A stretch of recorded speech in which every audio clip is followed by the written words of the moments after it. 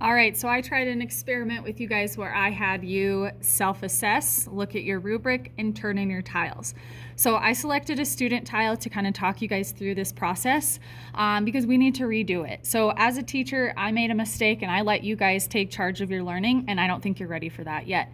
So we're gonna take a step back, we're gonna go over the rubric again, and I'll show you guys how to fix your tiles because every single one of you is gonna go through this process today during class. So I want to look at this, and it says the back side and edges are smooth and free of nicks, dents, and canvas texture.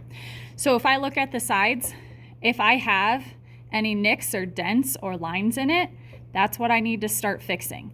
The pieces that you guys are getting off of the drying rack are not quite bone dry, but they are hardened quite a bit. And so if you put too much pressure on them, they will break. If it breaks, you need to start over, which means you come in the morning to work on this. So the first thing I'm gonna do is check the sides. This one's relatively smooth, but I might be able to take my flat metal scraper, okay, and go over my sides again. And I'm gonna do this really lightly. Okay, so what I'm doing right now is creating a little bit of that powder. Remember, we clean it up with a damp paper towel, but I can really lightly go over this several times. It's not just one time over it and then I'm done. Don't put too much pressure on it. Again, it's gonna break, so I can smooth that out. I can take a sponge. Now, even though these have started to dry, that doesn't mean I can't put water on them because they're not fully chemically changed until it's been fired. So this can still disintegrate. I can still put water on it to smooth it out. Okay, so you would work on the sides. Now, again, this is a student's example piece. I covered the name. And they're gonna get a little bit of a bonus for being my guinea pig here because I'm gonna clean up one section and part of the back. So we can see that there's clay flakes on the back. If the flat metal scraper can't reach a certain area, I can pick those off with a ribbon tool, lightly pressing on it. So it's not on the table. I'm actually holding it in my hand, hovering it over the top. I can take a flat metal scraper to it if I need it, or again, I can take that sponge and smooth out my section.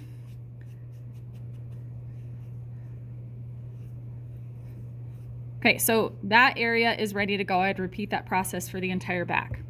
As for the front, when I look at pieces of clay that are sticking up that are not part of the texture, I can take a smaller tool like a ribbon tool. This is my metal ribbon tool, and I can scrape some of that off. I just do it lightly because if I press too hard, again, it's going to break it. I'm reminding you of this several times. So for those of you that break it, I'm not going to feel bad for you if you have to come in the morning to make a new tile. So now I have all of this powder stuck in my tile.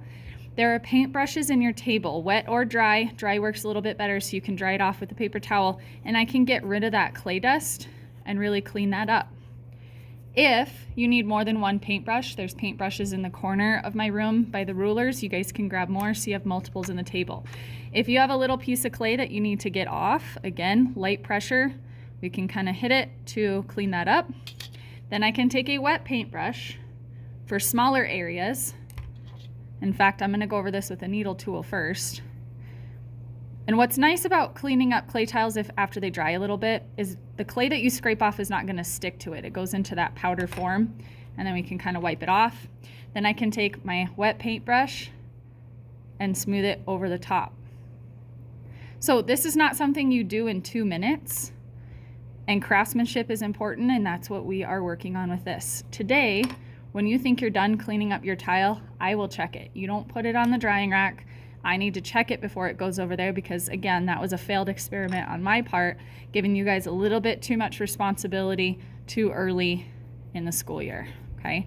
I know you can read. Some of you guys just chose not to, especially when we look at the rubric and the last sentence says put your name on the back, and some of you guys didn't even do that. So once I check through these, I make sure my lines are clear and free of flakes. So inside here, I would need to double check these. There's a little piece of clay right there that you can see.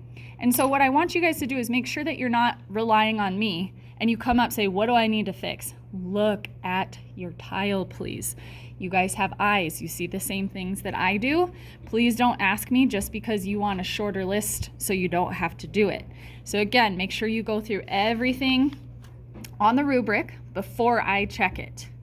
I will not fire anything that is not ready to go, which means you can start over.